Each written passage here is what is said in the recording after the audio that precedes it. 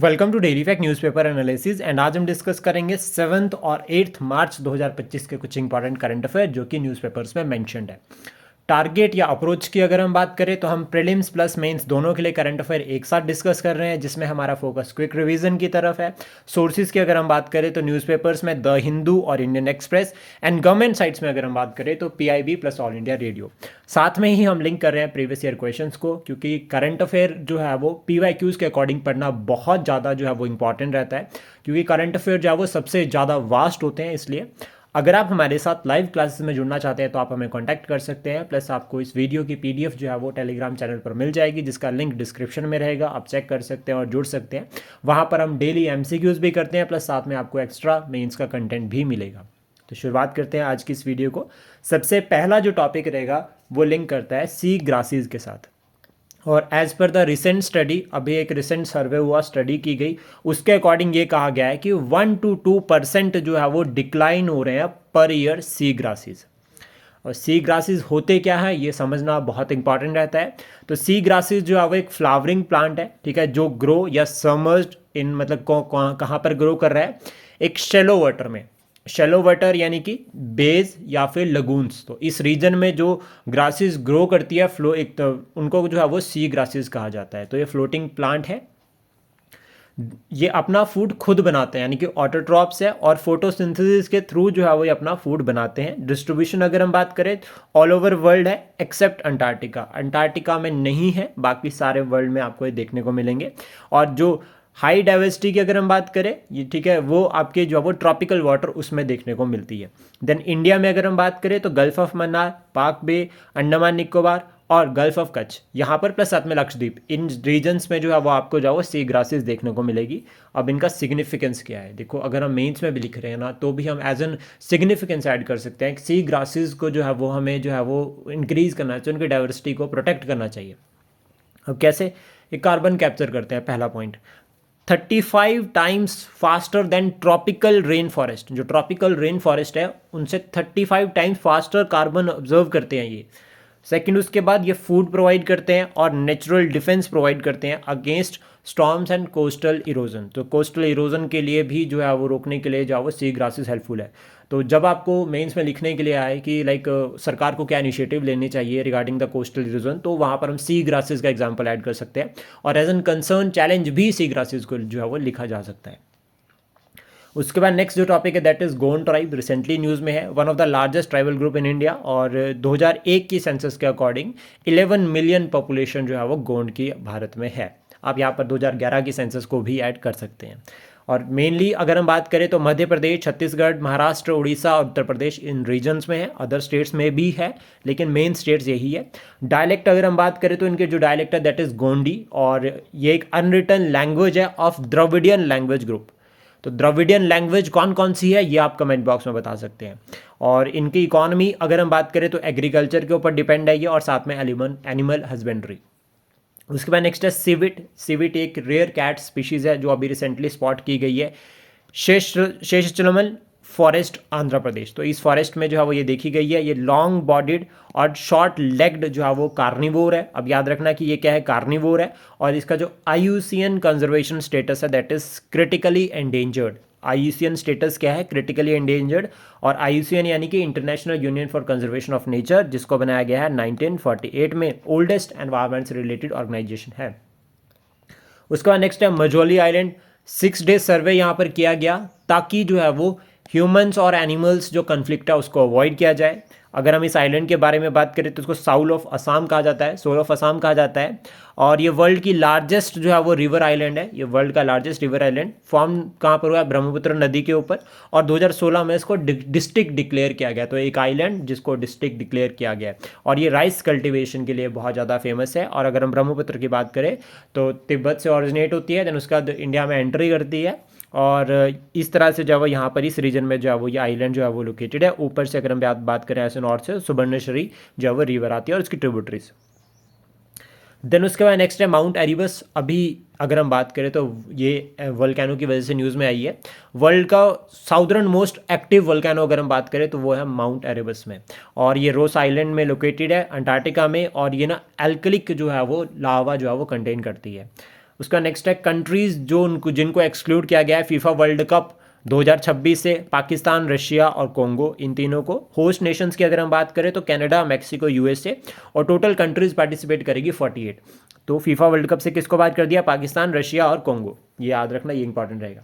उसका नेक्स्ट है mobile world Congress 2025, ये बार्सिलोनिया में हुई और थीम यहाँ पर है कन्वर्जेंस, कनेक्ट और क्रिएट। ये 30 आप इसको 3C करके भी याद कर सकते हैं, कन्वर्जेंस, कनेक्ट और create. CEO of government e market place अभी रिसेंटली अपॉइंट किया है अजय भड़ो को, तो ये भी रिसेंट अपॉइंटमेंट में इंक्लूड हो गया। देन उसके बाद है international day of disarmament and non proliferation awareness, ये 5 मार्च को होता है। ये भी डेज अभी देखो, अगर हम Himachal Pradesh public service commission का अगर सेपरेट से सिलेबस देखें तो उसमें जो है वो डेज को जो है वो बहुत स्पेशली जो है वो हाईलाइट किया गया है। उसका नेक्स्ट है animal rescue and conservation centre, ठीक है, वनतारा, ये अभी रिसेंटली ओपन कहाँ पर हुआ है? जामनगर, गुजरात में। उसका नेक्स्ट जो टॉपिक है that is regarding the special Olympics world winter games 2025, ये कहाँ पर होंगे? इटली में। उसका नेक्स्ट है unified pension scheme and new exercise policy, recently जो है वो उत्तराखंड की जो सरकार है उन्होंने अप्रूव किया है और ये 1 अप्रैल 2025 से काम करेगी। साइक्लोन एल्फ्रेड अभी इम्पैक्ट किया है किसको? ऑस्ट्रेलिया को, तो याद रखना ये कोरल सी में जो है वो ये साइक्लोन ओरिजिनेट हुआ है। उसका नेक्स्ट है एग्जीक्यूटिव डायरेक्टर एट आरबीआई, अभी रिसेंटली अपॉइंटमेंट हुई है, ठीक है, अजीत रत्नाकर जोशी को अपॉइंट किया गया है आरबीआई का एग्जीक्यूटिव डायरेक्टर। उसका नेक्स्ट है advance cyber security operation centre inaugurated by Kerala government, तो ये केरला गवर्नमेंट का इनिशिएटिव है साइबर सिक्योरिटी को एड्रेस करने के लिए। उसका नेक्स्ट है 24th edition of the world sustainable development summit 2025, ये कहाँ पर हुआ है? न्यू दिल्ली में। देन उसका नेक्स्ट है बंगूस वैली, ये कुपवाड़ा डिस्ट्रिक्ट ऑफ जम्मू कश्मीर में है, near LOC line of control, और ये फेमस है नेचुरल ब्यूटी के लिए, माउंटेन्स के लिए और स्ट्रीम्स के लिए। देन उसके बाद नेक्स्ट है Biligiri Rangaswamy temple tiger reserve, ये कर्नाटका में है। ये जो टेम्पल है, ये जो टाइगर रिजर्व है, ये ब्रिज की तरह काम करता है, मतलब मिडल में है वेस्टर्न घाट और ईस्टर्न घाट के, पहला पॉइंट। टाइगर रिजर्व इसको डिक्लेयर किया गया 2011 में, दूसरा पॉइंट। और सोलिगा ट्राइब इनहेबिटेड है इस रीजन में, तो ये सोलिगा ट्राइब को लेकर क्वेश्चन पूछा जा सकता है कि कौन से जो है वो टाइगर रिजर्व में है। टोटल अभी प्रेजेंट टाइम में कितने टाइगर रिजर्व है वो आप कमेंट बॉक्स में बता सकते हैं। उसके बाद नेक्स्ट है पंचगंगा रिवर, बहुत ज़्यादा इंपॉर्टेंट है और काफ़ी कंफ्यूजन जो है वो इस रिवर को लेकर रह सकता है, ठीक है। पंचगंगा रिवर की अगर हम बात करें तो मेजर ट्रिब्यूटरी है कृष्णा रिवर की, महाराष्ट्र में जो है वो ये रिवर फ्लो करती है। ओरिजिन अगर हम बात करें तो प्रयाग संगम से जो है वो इसका जो है वो ओरिजिन है, और कहाँ पर है? Sahyadri mountain range. वेस्टर्न घाट को जो है वो सह्याद्री कहा जाता है महाराष्ट्र में। ये जो रीजन है अगर हम बात करें इस रिवर के अराउंड का, वो बहुत फर्टाइल सॉइल है और फेमस है शुगर केन के लिए। और कंसर्न अभी जिस वजह से न्यूज़ में चल रही है दैट इज़ कि पोल्यूशन लेवल जो है वो इस रिवर में जो है वो इंक्रीज़ हुआ है, इसलिए एनजीटी ने भी जो है वो इसके रिगार्डिंग जो है वो कंसर्न रेज किए हैं। उसके बाद नेक्स्ट है पर्वतमाला परियोजना, यानी या फिर नेशनल रोपवे डेवलपमेंट प्रोग्राम, जिसको अनाउंस किया गया था यूनियन बजट 2022-23 में। अभी रिसेंटली कैबिनेट ने अप्रूव किया है कि 2 मेजर रोपवेज, एक गोविंद घाट से हेमकुंट साहिब जी तक बनाएंगे जो कि 12.4 किलोमीटर का रहेगा। सोनप्रयाग से केदारनाथ जो बनेगा वो 12.9 किलोमीटर। ये 2 जो है वो इंपॉर्टेंट रोपवेज प्रोजेक्ट जो है वो अभी कैबिनेट ने अनाउंस किए। इसका ऑब्जेक्टिव क्या रहेगा? एक तो टूरिज्म बूस्ट होगा, एम्प्लॉयमेंट जनरेट होगी, और थर्ड पब्लिक प्राइवेट पार्टनरशिप को और एनकरेजमेंट जो है वो मिलेगी। तो ये टारगेट है सरकार का। देन उसके बाद ओपन मार्केट ऑपरेशंस, आरबीआई ने अभी रिसेंटली अनाउंस किया है कि वो ओपन मार्केट ऑपरेशन करने जा रहा है। और ओपन मार्केट ऑपरेशंस का मतलब क्या हो गया कि जब आरबीआई सेल और परचेज करता है गवर्नमेंट सिक्योरिटीज़ को ओपन मार्केट में, और इसमें आरबीआई का जो ऑब्जेक्टिव रहता है वो लिक्विडिटी को, यानी कि पैसा जो मार्केट में रहेगा उसको प्रॉपर एडजस्ट करना, पैसा मार्केट में देना है या मार्केट से पैसा वापस लेना है, तो वो टारगेट जो है आरबीआई का यहाँ पे रहेगा। उसके बाद नेक्स्ट है वर्ल्ड ओबेसिटी डे 4 मार्च को होता है। थीम अगर हम बात करें तो चेंजिंग सिस्टम हेल्थियर लाइफ्स, ये बहुत इंपॉर्टेंट है क्योंकि हमारे प्राइम मिनिस्टर ने भी अभी इसके रिगार्डिंग जो कंसर्न रेज किए हैं। नेक्स्ट उसके बाद है Astra MK 3 missile, air to air missile है, और अभी रिसेंटली जो है वो इसको रीनेम किया गया है गंदीवा के नाम से।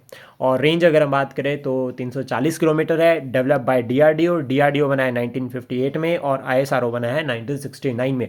नासा NAS से आजकल काफ़ी न्यूज़ में चल रहा है, नासा कब एस्टेब्लिश्ड हुआ ये आप कमेंट बॉक्स में बता सकते हैं। देन उसके बाद नेक्स्ट इंडस रिवर के बारे में बात करेंगे और ये लास्ट टॉपिक रहेगा। इंडस रिवर में अभी रिसेंटली पाकिस्तान की जो सरकार है उन्होंने ये डिक्लेयर किया है कि हमें जो वास्ट गोल्ड रिजर्व्स जो है वो इस रीजन में मिले हैं।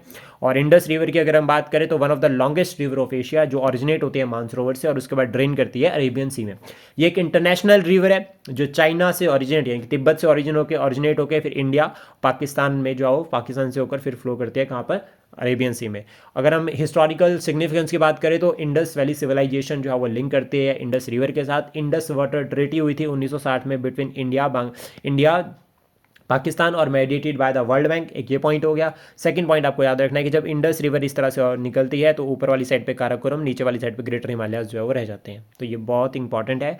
और इंडस रिवर के रिगार्डिंग आपको ट्रिब्यूटरीज याद रखनी है, झेलम, सतलुज, ब्यास, रावी, चेनाब। एक बार एग्जाम में क्वेश्चन पूछ रखा है regarding the tributaries. Plus length अगर हम बात करें इंडस की तो वो है 800.75 किलोमीटर। तो ये बहुत ज़्यादा इंपॉर्टेंट रहेगा इंडस रिवर। आई होप जो कंटेंट हमने डिस्कस किया है ये आपको एग्जाम के लिए हेल्प करेगा। Thank you, please support, share and subscribe daily fact. जल्दी मिलता है इंपॉर्टेंट करंट अफेयर के साथ।